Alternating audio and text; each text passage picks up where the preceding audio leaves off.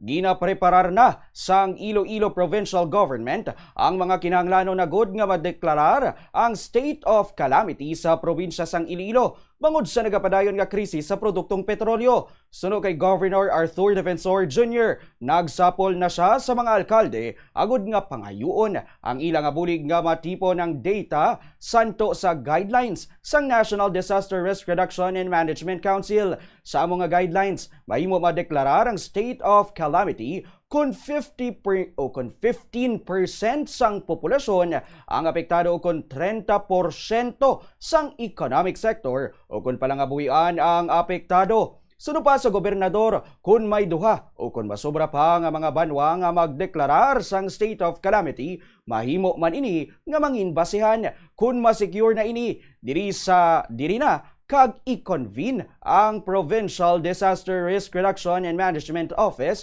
antes nga mag-request ang deklarasyon halin sa sangguniang panlalawigan. Sa subong suno sa Governor, may yara sang 82 million pesos nga Quick Response Fund o kung QRF ang probinsya apang hindi ini bastante para nga mag-cover o kung ma-cover ang nagakinahanglan sang bulig subong nga may krisis.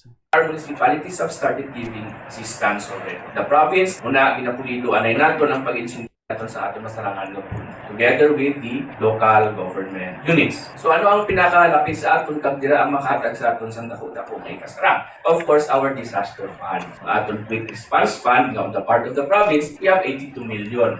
It is not enough to cover everything. It damo subong ang pinahanglan sa aton.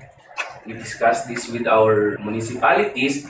We need to have a declaration of a state of calamity for the province. Sila kita nagapabulig sa aton nga mga munisipyo. We are positioning to request for a declaration from our sanggunian.